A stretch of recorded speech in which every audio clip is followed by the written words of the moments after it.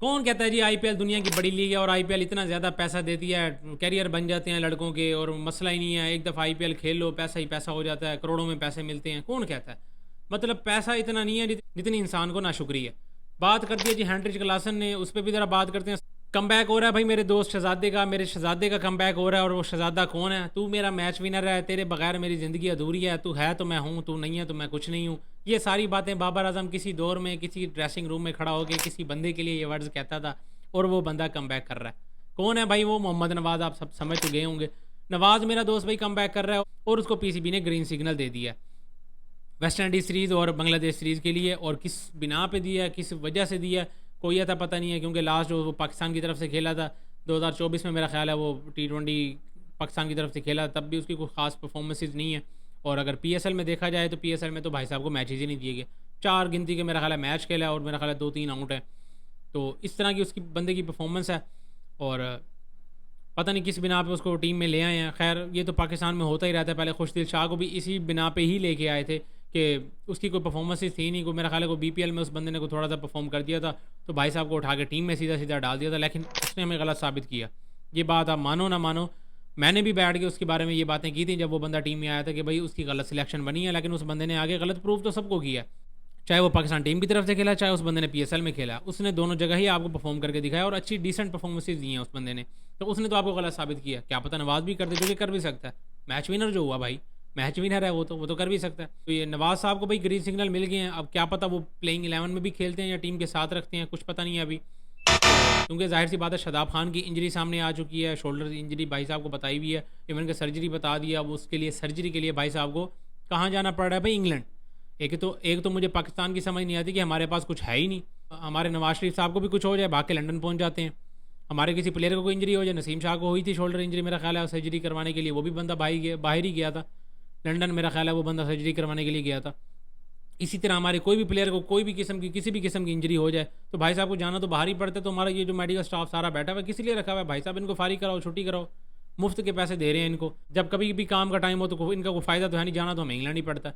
तो ये सीन है भाई पाकिस्तान का। जो भी है मेडिकल स्टाफ जितना भी बैठा हुआ है पाकिस्तान क्रिकेट टीम को जो फॉलो करता है उसकी मुझे तो कोई समझ नहीं आती। शादाब खान की होपफुली जल्दी रिकवर हो, वो भी बंदा को खास परफॉर्मेंस तो नहीं है उसकी पाकिस्तान टीम के लिए शादाब खान की, लेकिन फिर भी यार जाहिर सी बात है प्लेयर कोई भी हो, कहाँ पे भी हो, कहीं पे भी हो, मैं यार इंजरी के तो बड़ा सख्त वो हूँ। मैं कहता हूँ यार इंजरी किसी भी प्लेयर को ना हो, ये बड़ी गलत चीज़ है। तो इंजरी तो मैं तो यही कहूँगा भाई जल्दी बंदा रिकवर करे और पाकिस्तान टीम में खेले ना खेले वो तो सारी चीज़ें बाद की, लेकिन रिकवरी जल्दी से जल्द हो जाए और ज़्यादा कोई मसला ना हो। साथ ही साथ अगर हेनरिच क्लासन पे बात ना करें मैं तो गुनाह ही समझता हूँ इस बारे में, क्योंकि ये हर बंदे की उस बंदे ने रियलिटी निकाल निकाल के दी हैं। आजकल जो जितने भी बड़े बड़े प्लेयर्स हैं जो ये काम कर रहे हैं वो उसने आगे सीधा सीधा साफ ऐसे कच्चा चिट्टा खोल के रख दिया भाई ये चीज़ हो रहा है वर्ल्ड क्रिकेट में, ये सारी चीज़ें हो रही हैं। जितने भी अच्छे अच्छे प्लेयर्स हैं, जो बड़े प्लेयर्स हैं, वो अपने कैरियर को बहुत ज़्यादा शॉर्ट कर रहे हैं, खासतौर पर अपनी कंट्री के लिए। वो जल्द से जल्द रिटायरमेंट पकड़ते हैं, आते हैं अपनी कंट्री को रिप्रेजेंट करते हैं, अपना नाम बनाते हैं और जब एक दफ़ा उनका नाम बन जाए फिर उसी कंट्री को साइड पे लात मार के रिटायरमेंट पकड़ के और लीग्स में पहुंच जाते हैं पैसा कमाने के लिए, क्योंकि पैसा चाहिए ना। यहाँ कुछ प्लेयर्स ऐसे हैं जो कहते हैं कि हम किसी तरह आईपीएल खेल लें ताकि हमारे पास हमारा एक अच्छी प्रोफाइल बन जाए, हमारे पास एक अच्छी डिसेंट अमाउंट भी आ जाए, क्योंकि आईपीएल एक जाहिर सी बात है बड़ी लीग है और आपको बहुत ज़्यादा पैसा भी ऑफर करती है। और इसी के साथ साथ और भी बहुत सी ऐसी लीग्स हैं जो कि अच्छा पैसा ऑफर करती हैं। ये प्लेयर्स की डिमांड होती है कि हम किसी तरह लीग्स में पहुँच जाएँ और आपको अच्छा पैसा भी मिल जाए। अब निकोलस पुरान को देख लें, अभी उस बंदे का कितना कैरियर पड़ा था, 29 साल की एज में वो बंदा रिटायरमेंट ले रहा है और कितनी को क्लास की और कितनी तगड़ी किस्म की वो क्रिकेट खेल रहा है। खासतौर पर T20 फॉर्मेट की बात करें, मैं और किसी फॉर्मेट पर जा ही नहीं रहा, T20 फॉर्मेट में तो उस बंदे ने आगे लगानी थी। और हेनरिच क्लासन की भी बात करें तो वो भी बंदा ऐसा ही है, उसने भी अभी बहुत क्रिकेट खेलनी थी, उसकी भी ठीक ठाक क्रिकेट पड़ी हुई थी साउथ अफ्रीका के लिए, वो अच्छी क्रिकेट खेल सकता था, लेकिन उस बंदे ने भी रिटायरमेंट ले ली है। और उसने तो खुद खुल के बातें की है ना, उसने कहा भाई हमें चाहिए पैसा, हमने अपनी फैमिली को भी देखना है। जाहिर सी बात है किसी भी क्रिकेटर का कोई ज़्यादा लंबा कैरियर नहीं होता, चाहे वो फास्ट बॉलर हो जाए चाहे वो बैट्समैन हो जाए, इनका इतना ज़्यादा कोई लंबा कैरियर नहीं होता, इनका कैरियर नॉर्मल ही होता है। लंबे से लंबा भी खींच लेना तो 8 से 10 साल का, लेकिन पीक की क्रिकेट इनकी को 2-3 साल 4 साल की होती है, इससे ज़्यादा की नहीं होती। तो वो पीक की क्रिकेट में ही आपको लीग्स वाले उठाते हैं, उसके बाद तो लीग्स वाले भी आपको साइड लाइन करना शुरू कर देते हैं। तो लीग क्रिकेट आपने खेलनी है तो वो आपकी जो पीक की क्रिकेट होती है आपने उसी में ही अपनी लीग क्रिकेट खेल लेनी होती है। बाद में तो आपका नाम बन जाता है, फिर धक्के से ही आपको खिला रहे होते हैं, लेकिन आपका वो जो लेवल होता है ना वो चीज़ नहीं होती। तो ये चीज़ है भाई।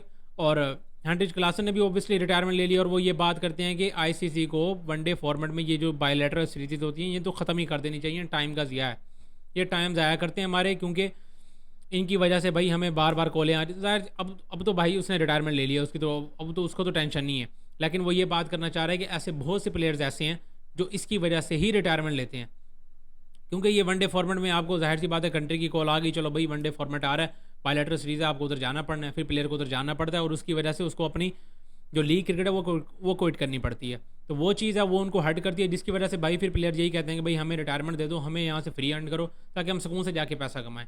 तो उसकी बात देखा जाए किसी हद तक ठीक भी है।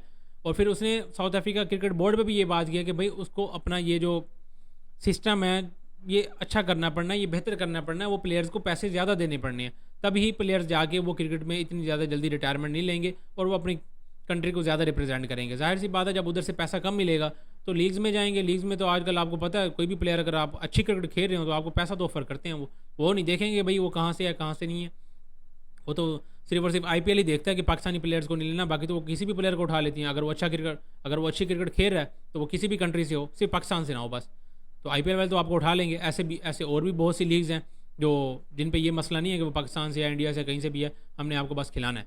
उनको तो बस प्लेयर चाहिए, बड़ा नाम चाहिए और अच्छा प्लेयर चाहिए, अच्छी फॉर्म वाला प्लेयर चाहिए, वो तो भाई आपको पिक कर लेंगे और पैसा भी वैसा ही देंगे।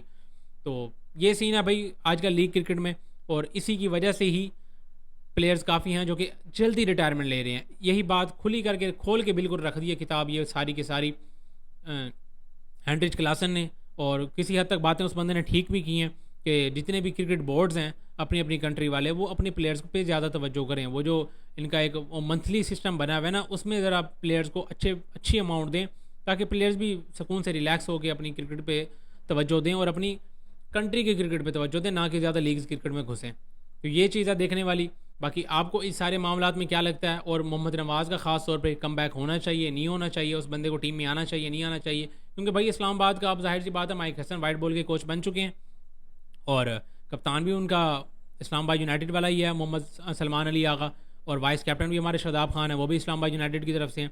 तो भाई फुल टाइम इस्लामाबाद यूनाइटेड चलेगी। अब सारे इस्लामाबाद के प्लेयर्स जितने भी हैं वो तो भाई अब ज़रा सुकून में बैठे ना हो कि उनको कहीं ना कहीं किसी ना किसी जगह तो चांस तो मिलना ही है, क्योंकि इस्लामाबाद की भैया हुकूमत आ गई है समझ लो। तो ये हिसाब किताब है भाई यूनाइटेड वालों की। तो इस्लामाबाद यूनाइटेड की तरफ से ही जाहिर सी बात है मोहम्मद नवाज साहब खेले हैं, प्ले परफॉर्मेंस तो नहीं है उस हिसाब की। वैसे मुझे वो प्लेयर बड़ा अच्छा लगता है, लेकिन परफॉर्मेंस नहीं होगी तो मैं उसका क्या ही कर सकता हूँ। तो अगर विदाउट परफॉर्मेंस वो भी टीम में आएगा तो क्रिटिसाइज तो उस पर भी करेंगे, वो अलग बात है। वो टीम में आगे बहुत अच्छा भी कर सकता है, ये चीज़ भी है, लेकिन अगर जब वो आएगा इस तरीके से तो वो ये तरीका तो गलत नहीं है, क्योंकि परफॉर्मेंस उसकी ज़रा भी नहीं है।